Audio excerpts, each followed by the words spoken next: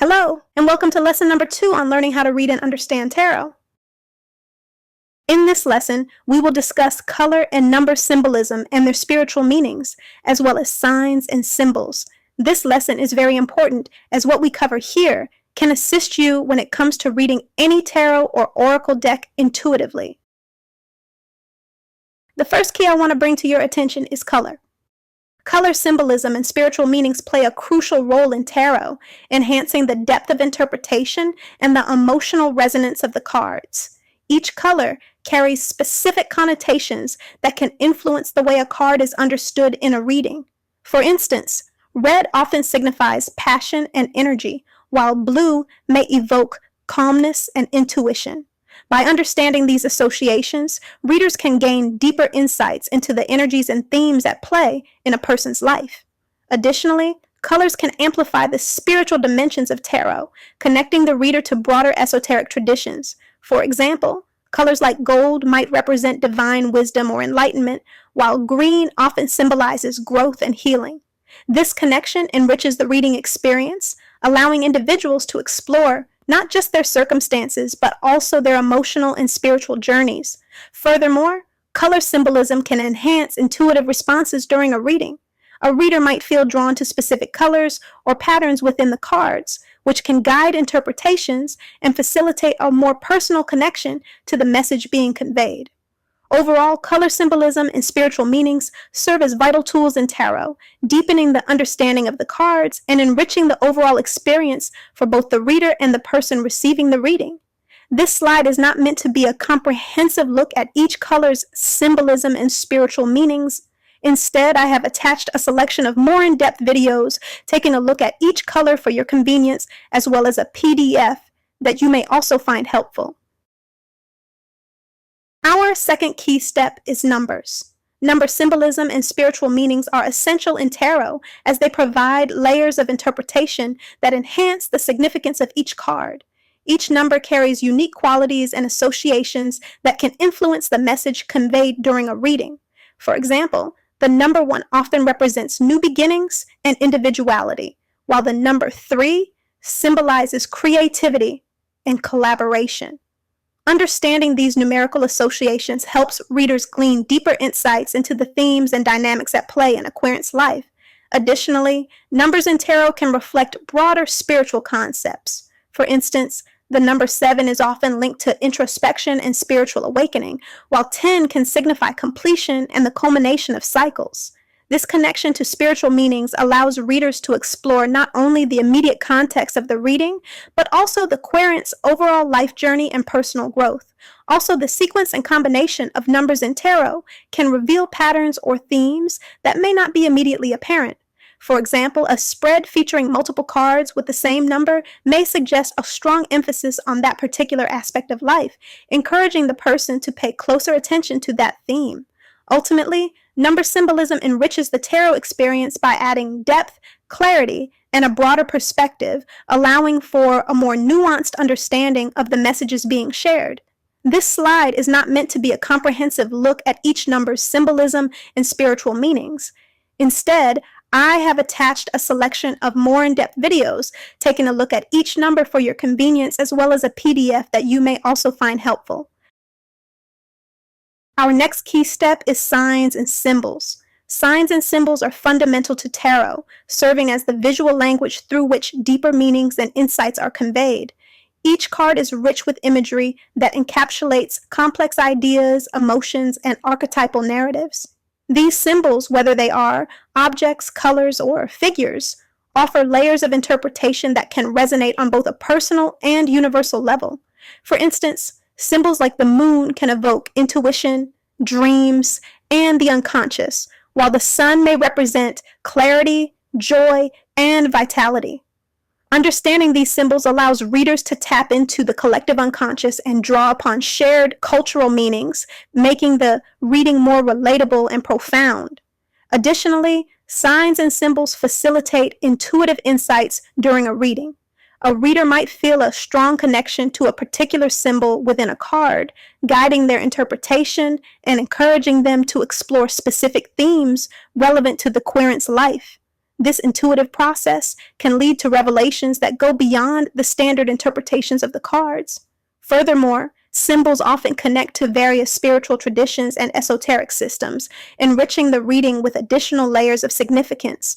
By integrating signs and symbols, tarot becomes not just a tool for divination, but a means of exploring deeper aspects of existence, personal growth, and spiritual journeys.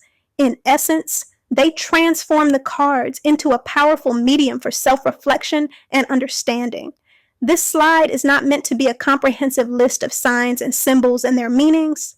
Instead, I have attached an in-depth PDF taking a look at different signs and symbols for your convenience, and also have attached a link to a book on symbolism that you may find even more useful for deeper research. All right, guys, this final key is very important for you to remember. This is where you bring all the previous steps together and learn to make your cards your own. How do you do it? There are two main ways. The first is that when taking into account symbolism and meanings, it's important that you connect what those things mean to you. What emotions, thoughts, or words does a color, number, or sign and symbol bring to your mind based on your intuition? The second thing is to learn to relate each card to the different situations or experiences you have either had or witnessed to some degree. Ask yourself, what emotions or thoughts were evoked in those moments? We are not looking to just learn the meanings of these cards by rote memory, but to connect with them intuitively and emotionally. Taking the steps I have listed here will help you with that. And also don't forget to allow your tarot cards meanings room to transform and grow as you grow. Your best readings will come from you allowing the cards to speak to you like an ever-changing, ever-flowing book. The more life experience you gain and the more you grow and transform, your understanding of your cards should potentially become more in-depth and nuanced. Now, let's practice reading intuitively based on everything we've discussed in this lesson. I want to show you that at the heart of reading any deck of cards, whether tarot or oracle, all it takes is the 4 major keys we covered in this lesson. In this slide, you see a traditional Rider-Waite Smith 4 of Pentacles tarot card, which is the deck we will be studying throughout this course. We are now going to take a look at this card and ask 4 questions to help you tap into your own intuitive interpretation of the card. Feel free to pause the video to give yourself time to think about and write down your answers to each question in your notes.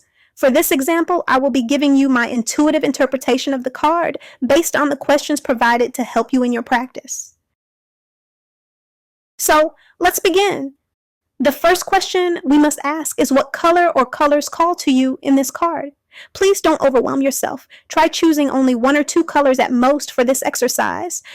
Please pause the video here if you need time to write down your notes, and when you come back, I will give my answer. When I look at this card, I am intuitively pulled toward the color red in the man's clothing, and the first words and emotions that come to me intuitively are anxiousness and aggression. The second color I am pulled toward is the color black in the shawl wrapped around the man, and the first words and emotions that intuitively come to me are loneliness, sadness, and cold. The second question we are asking is whether or not there is a number in this card, and even if you don't see a specific number, is there a specific item in this card that stands out because of the specific number of times it is repeated?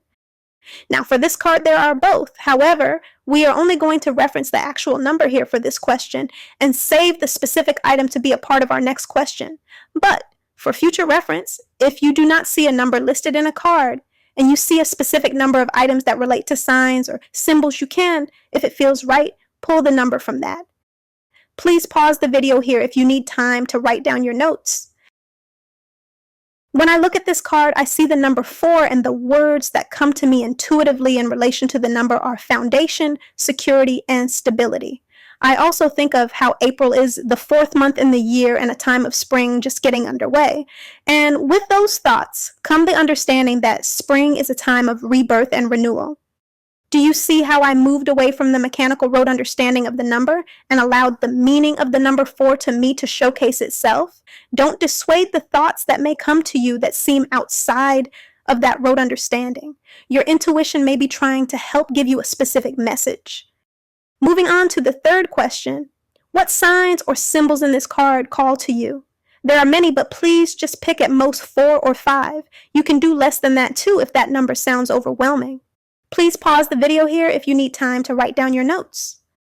When I look at this card, the signs and symbols that intuitively call to me are the Crown, which can speak about a certain level of self-sufficiency or thinking highly of oneself, the 4 Pentacles, which can speak about finances, the Shawl, which intuitively make me think about being cold because I hate being cold.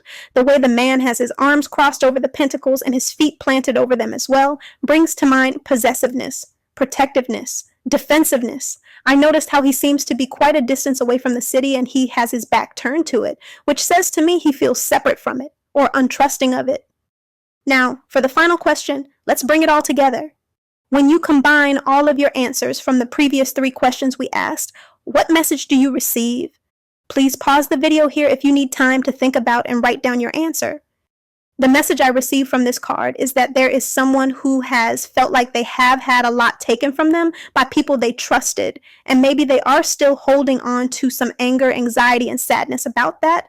For this reason, they are very protective and possessive over what they view as belonging to them and will not easily give anything away. This may specifically apply to money, but it doesn't have to. They feel like they have to be closed to everyone, and sometimes it makes them feel lonely, but they also feel a sense of security or control this way. And even though they feel somewhat secure in what they currently have, they would like more. As to me, the shawl could be seen as a reminder that maybe not too long ago they had no money, or it's been a rough winter financially trying to stay stable, and they are fearful that one unforeseen incident could return them to not having enough.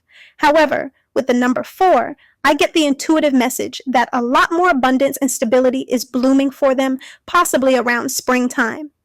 Something I should note here is that my interpretation of this card can and does change based on me leaning into and trusting what my intuition pulls me toward. I am also tapping into the person's energy I am reading, which will pull me toward the right understanding or interpretation in relation to their specific situation. With practice, and the more comfortable you get with trusting your intuition, the same will become true for you. As we move forward in this course, I would recommend you use the 4 questions from this practice to help assist you as you begin to grow your connection and understanding of your deck. And that is the end of our second lesson. Remember, you can use this technique to assist you with any tarot or oracle deck. In the next lesson, we will begin our discussion of the minor arcana.